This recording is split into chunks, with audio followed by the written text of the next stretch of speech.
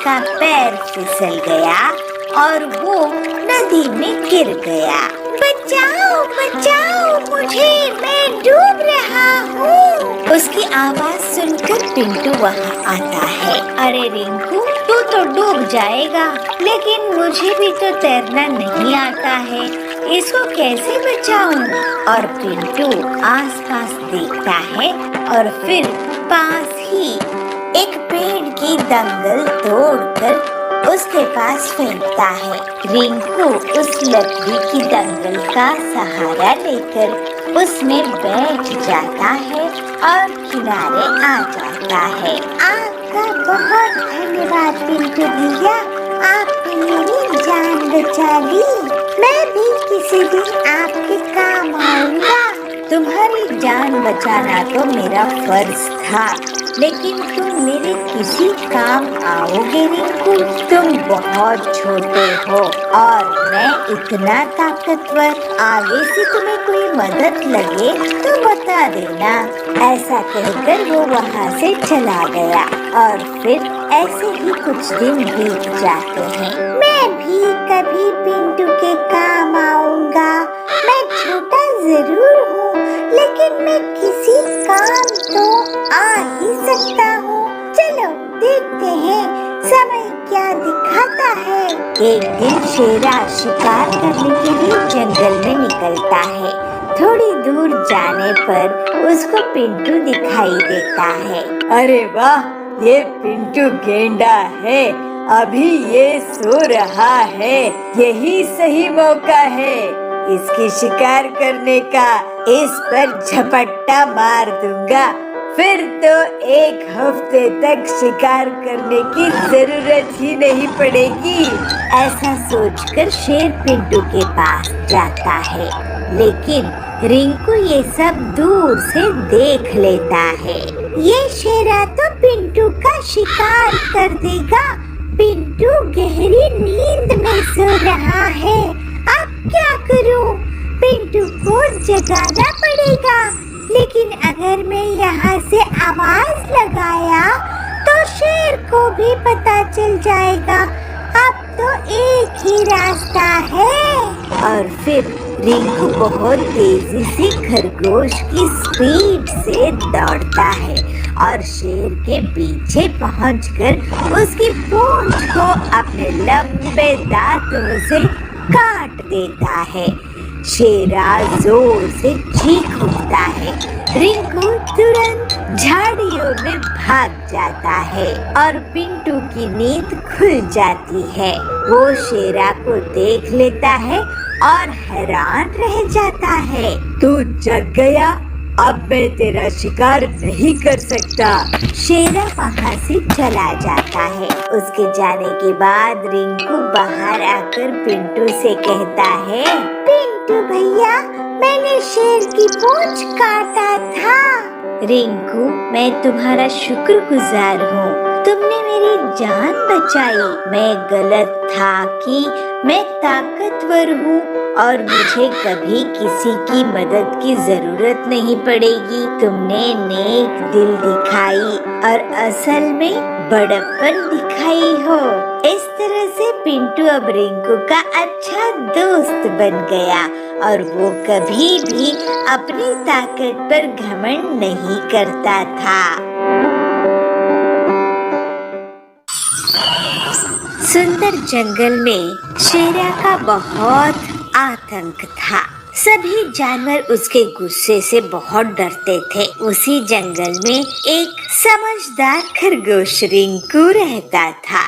रिंकू हमेशा अपनी चालाकी से बड़े बड़े जानवरों से अपनी जान बचा लेता था, लेकिन वो हमेशा दूसरे छोटे जानवरों की मदद करता था। इस वजह से सभी जानवर उसको बहुत पसंद करते थे। एक दिन रिंकू जंगल में टहल रहा था, तभी उसे छोटू और उसकी पत्नी दिखाई दिए। छोटू भैया, छोटी भाभी, कहाँ घूम रहे हो? कुछ नहीं रिंकू, हम तो ताजी घास और फलों की तलाश में आए हैं। यहाँ की घास तो बहुत हरी भरी है। हम तो सोच रहे थे कि यहीं पास बस जाए। आप लोग क्या शेरा के बारे में नहीं सुने हो? ये उसी का इलाका है। अगर उसने आप दोनों को देख लिया तो आपकी खैर नहीं। शेरा तो बहुत ही क्रूर है। तभी वहाँ शेरा का दहाड़ने की आवाज आती है और सब डर जाते हैं। सुनिए जी, ये तो शेरा की दहाड़ है। अब क्या होगा? आप दोनों उस पेड़ के पीछे से भाग जाओ। और फिर दोनों पति पत्नी एक पेड़ के पीछे से भाग जाते हैं। रिंकू खरगोश, यहाँ पर 2 जानवर आए थे। मैं उनका शिकार करने आया हूँ। क्या तुमने उन्हें देखा है? जी शेरा जी, मैंने उन्हें उस रास्ते से जाते हुए देखा। रिंकू शेरा को दूसरी तरफ इशारा करके भेज देता है। छोटू और छोटी रिंकू के पास आते हैं। तुम्हारा शुक्रिया रिंकू भैया। अब आप दोनों यहाँ पर घास खाकर जल्दी से चले जाओ। इसके बाद दोनों पति पत्नी घास खाकर वहाँ से चले जाते हैं। मूंगा गांव के जंगल में बबलू अपनी पत्नी पीलू के साथ रहता था। बबलू बहुत ही नेक दिल ईमानदार कबूतर था। बबलू एक बार बेकरी की दुकान खोलता है तो गांव के लोग उसे उधार में केक, ब्रेड वगैरह ले जाते थे और फिर उसको कभी भी पैसे वापस नहीं करते थे। इस वजह से उसे बेकरी बंद करनी पड़ गई। ऐसे ही एक दिन बबलू परेशान बैठा था, तब पीलू उसके पास आके बोलती है, क्या हुआ जी, आप परेशान क्यों हैं? तुम तो जानती ही हो ना पीलू कि मैं जो भी काम शुरू करता हूँ उसमें मेरा सिर्फ और सिर्फ नुकसान ही हो जाता है। मैं तो ये समझ ही नहीं पा रहा हूँ कि मेरा इतना नुकसान आखिर क्यों होता है। आपको नुकसान इसलिए होता है क्योंकि आप जरूरत से ज्यादा सीधे साधे हो। इन गांव वालों ने आपका बहुत फायदा उठाया है। आप उधार में चीजें देते गए, लेकिन ऐसा आगे से चलता रहा तो हमारे पास खाने के लिए भी पैसा नहीं बचेगा। तुम सही कह रही हो पीलू। मैं अब एक आखिरी बार कोई काम शुरू करके देखता हूँ। अगर अच्छे से चला तो ठीक है, नहीं तो शहर जाकर कोई नौकरी ढूंढ लूंगा। हम यही कुछ काम कर लेंगे, मगर आप उधार किसी को नहीं देना, ये सोचकर ही काम शुरू करो। ठीक है, एक आखिरी बार मैं कोशिश करता हूँ। कुछ दिनों बाद बबलू पीलू से कहता है, पीलू, मैं बाजार घूमकर देख रहा था कि कहाँ किसकी दुकान है, किसकी नहीं है। मैंने देखा कि हमारे गांव में सब्जी की दुकान तो है ही नहीं। गांव वाले पड़ोस के गांव से सब्जियां खरीद रहे थे, इसलिए मैं सोच रहा हूँ कि मैं सब्जी की दुकान लगाऊंगा। ये तो सच में बहुत अच्छी आइडिया है। अब मैं अपनी आखिरी जमा पूंजी लगा रहा हूँ, इसको मैं बर्बाद होने नहीं दूंगा। फिर जल्द ही बबलू अपनी सब्जी की दुकान खोल लेता है। बबलू के बहुत बार कहने के बाद भी बहुत से गांव वाले अभी भी उससे बिना पैसे दिए सब्जी ले जाया करते थे। एक दिन पीलू भी उसकी दुकान में इसीलिए बैठती है कि लोग बिना पैसे दिए सब्जी नहीं ले जा पाए। एक दिन डॉक्टर बबली उनकी दुकान में आती है। पीलू, बबलू, तुम्हारी दुकान में सलाद का वेजिटेबल्स है क्या? डॉक्टर मैडम, ये लीजिए सलाद के वेजिटेबल्स। ये बहुत ही स्वादिष्ट है, लेकिन थोड़े महंगे हैं। मैं इन वेजिटेबल्स की सलाद खाती हूँ। ये स्वादिष्ट तो होते ही है, लेकिन फायदेमंद भी बहुत होते हैं। और रही बात कीमत की, तो हेल्थ इज वेल्थ। अभी मौसम बदलने वाला है और ये आने वाली गर्मी के मौसम में गर्मी से बचाएगा। मुझे ये 5 किलो दे दो। डॉक्टर बबली की जाने के बाद पीलू बबलू से कहती है, सुनिए जी, डॉक्टर मैडम क्या कह रही थी? सुना ना आपने कि इस साल बहुत गर्मी होने वाली है और गर्मी से बचने के लिए वेज सलाद फायदेमंद होगा। हाँ, अगर ऐसा होगा तो वेज सलाद से लोगों को गर्मी में बहुत फायदा होगा। इसका मतलब हम खुद ही वेज सलाद बेच सकेंगे और पूरे गांव में हमारे अलावा कोई नहीं है। देखो, गांव वाले ऐसे ही इसे नहीं खरीदेंगे। हम क्यों ना एक प्लेट बनाकर उसको बेचें? कुछ ही दिनों में लोगों को गर्मी से परेशानी होना शुरू हो जाता है और डॉक्टर बबली सबको वेज सलाद खाने की सलाह देती है। इस तरह से बबलू और पीलू की दुकान में भीड़ इकट्ठा होने लगती है। सुनिए गांव वालों, भाई और बहनों, मैं आप लोगों को अब से उधार में कुछ नहीं दूंगा। आपको अपनी सेहत का ख्याल रखना है तो पैसा देकर वेजिटेबल सलाद खरीदो। बबलू की बात सुनकर लोग सोच में पड़ जाते हैं, लेकिन फिर गर्मी के बुरे प्रभाव से बचने के लिए वो पैसे देते हैं। इस तरह से लोगों की सेहत को भी नुकसान नहीं होता है और वो सब अब सबक ले लेते हैं कि कोई भी अच्छी चीज मुफ्त में नहीं मिलती है। फिर कुछ ही दिनों में बबलू और पीलू बहुत अमीर हो जाते हैं। इस तरह सभी खुशी खुशी रहने लगे।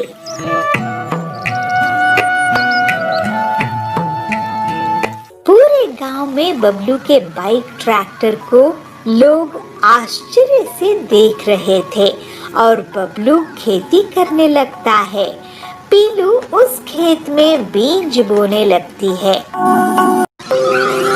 पिंकी बंदरिया और कुन्नू सियार भाई बहन हैं। वो गांव में अपने मम्मी पापा और दादा दादी के साथ रहते हैं। एक दिन स्कूल में आते समय पिंकी बंदरिया की नजर कीचड़ में सने एक कुत्ते पर गई। वो बहुत छोटा था और रो रहा था। पिंकी को उस पर तरस आ गया, इसलिए वो उसके पास गई और अपनी बोतल का बचा पानी उसने उस पर डाला और उसे अपनी गोद में उठा लिया। पिंकी छोड़ इसे, देखिए कितना गंदा है और कितनी बदबू आ रही है इसमें से। छी, छोड़ इसको। नहीं कुन्नू, मैं इसको नहीं छोड़ सकती।